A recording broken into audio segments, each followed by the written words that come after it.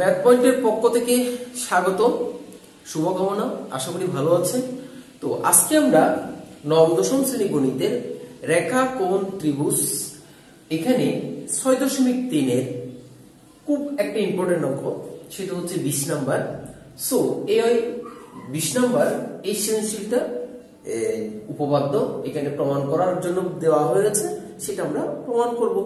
So দেখেন তো ২০ number, ত্রিভুজ এবিসি এর ডিওই যথাক্রমে এবি ও এসি এর মধ্যবিন্দু এবং বি কোণ ও সি কোণের সমদ্বিখণ্ডক দ্বয় ও বিন্দুতে মিলিত হয়েছে।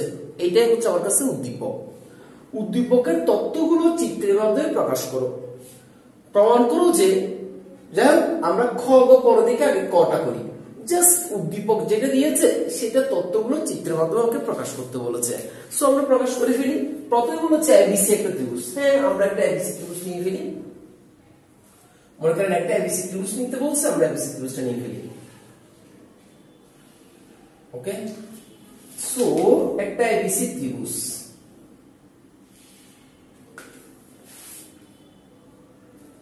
ত্রিভুজের কোনো কত ডিগ্রি এগুলো কিছুই মান বলে দেওয়া নেই, শুধু বলেছে এবিসি একটা ত্রিভুজের কথা।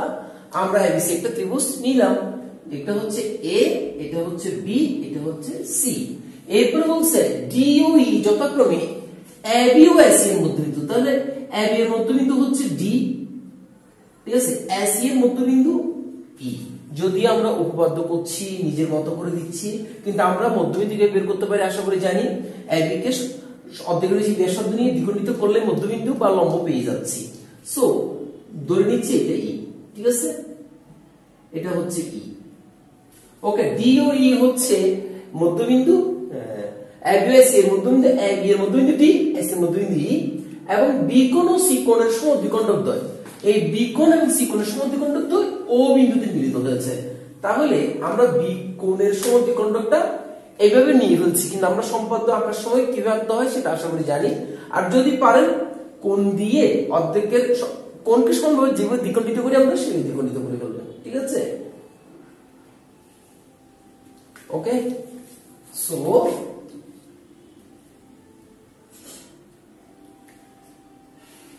আমাকে বলেছে যে ও বিন্দুতে মিলিত হয়েছে। তার মানে এই বিও হচ্ছে বি কোণের সমদ্বিখণ্ডক, আর ও সি হচ্ছে সি কোণের সমদ্বিখণ্ডক।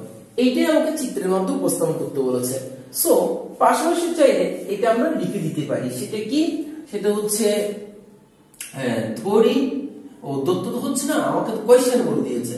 তো ক নাম্বার, যে ত্রিভুজ এবিসি এর ডি ও ই যথাক্রমে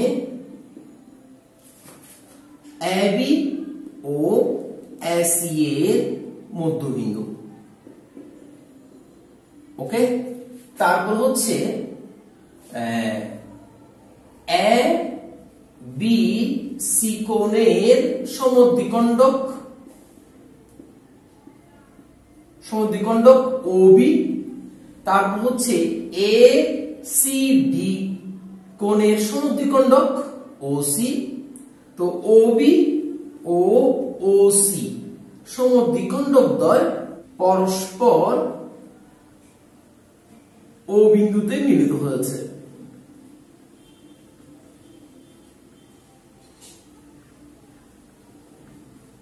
সো খুবই সিম্পল, একেবারে জাস্ট এটা আমরা আঁকবো, জাস্ট এটা লিখে বর্ণনা করে দেব। ওকে, শেষ। কারণ আমার প্রশ্ন শেষ।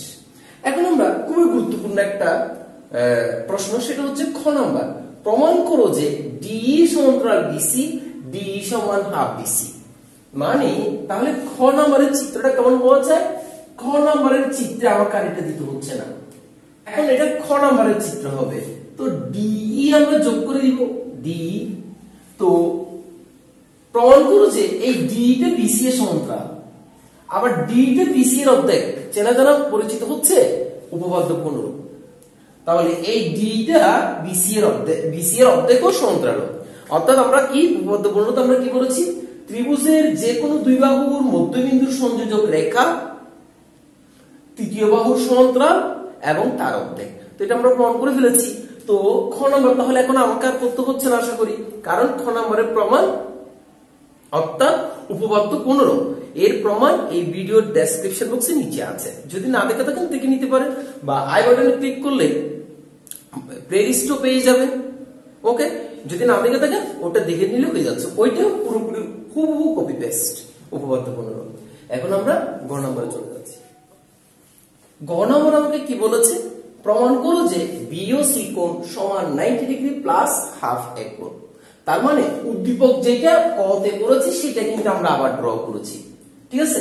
শুধুমাত্র খ তে ডি যোগ করতে হয়েছে, এখন এখানে ডি যোগ করতে হচ্ছে না, ঠিক আছে। আর বি ও সি কে নিয়ে এখানে কথা বেশি, এককে নিয়ে কথা, ঠিক আছে। সো গ তে এসে আমার একই চিত্র থাকবে, একই চিত্র যেটা ক তে লিখেছি, এবং যে বর্ণনাটা লিখেছি সেই বর্ণনাটাও থাকবে, যেটা ক তে লিখেছি সেটাই লিখবো। ওকে, সো এখন প্রমাণ করব যে বিওসি কোণ মানে এই কোণটা, এই বিওসি কোণ হবে 90 ডিগ্রির সাথে এই এক কোণের অর্ধেক, এটাই বলেছে। এই বিওসি কোণ সমান 90 ডিগ্রি প্লাস হাফ এক কোণ। তো এটা আমরা কে প্রমাণ করতে পারি, তাহলে প্রমাণ করে ফেলি, এই লেখাটা লিখতে হবে।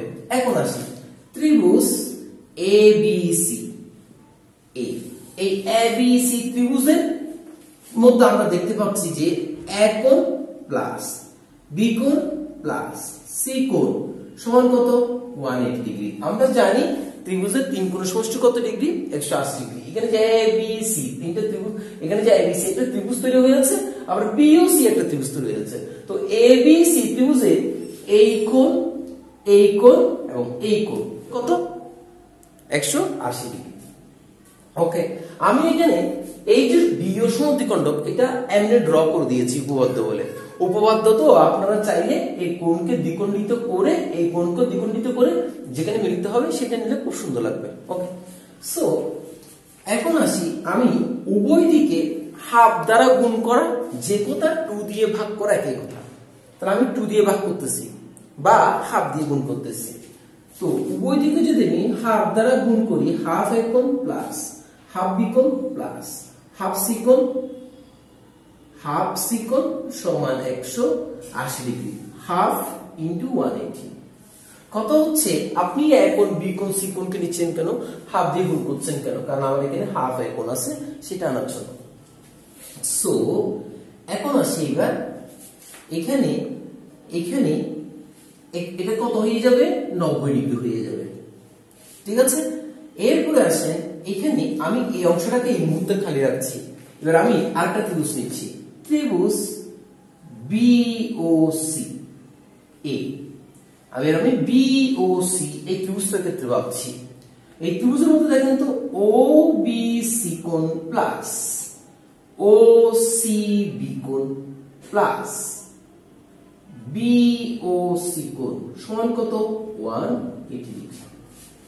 ও বি সি কোণ মানে এই কোণ, ও সি বি কোণ মানে এই কোণ, আর বিওসি কোণ সমান কত তাও 180 ডিগ্রি।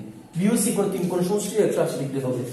সো এখন আসি ও বি সি কোণ, এটা আসলে কোন কোণ, হাফ বি কোণ না।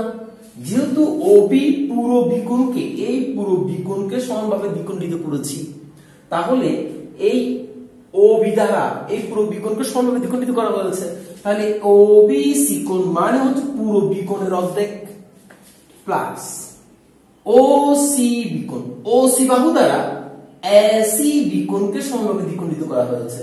তাহলে এই ও সি বাহু দ্বারা যেহেতু এসি বিকোণকে সমানভাবে দ্বিখণ্ডিত করা হয়েছে, তাহলে এখানে এই সি কোণের অর্ধেক ও সি বিকোণ, তাহলে ও সি বিকোণ হবে হাফ সি কোণ।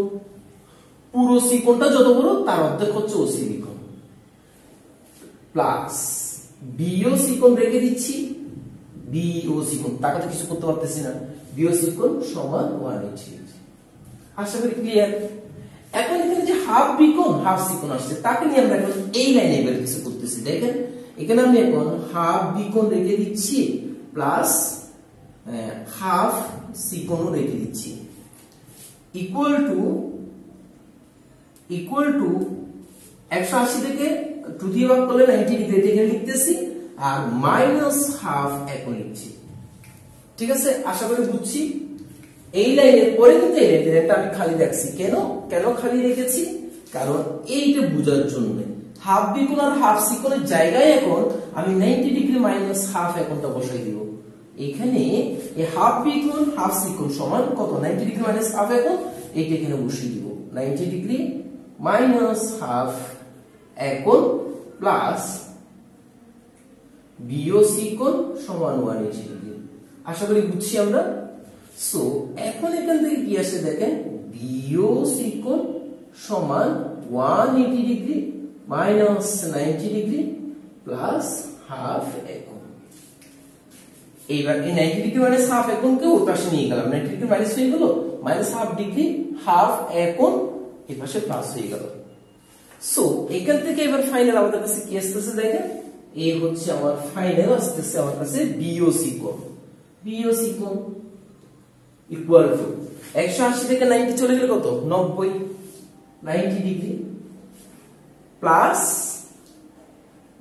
হাফ এখন। আশা করি আমরা বুঝছি বিওসি কোণ সমান 90 ডিগ্রি প্লাস হাফ এখন। একেবারে সিম্পল একেবারে সিম্পল, কিন্তু এই ক্রেডিটটা কিন্তু এই পর্যন্ত অনেকবার আসছে। সো ভালো করে দেখে নেবেন উপপাদ্য 15টাই হচ্ছে খ নাম্বার।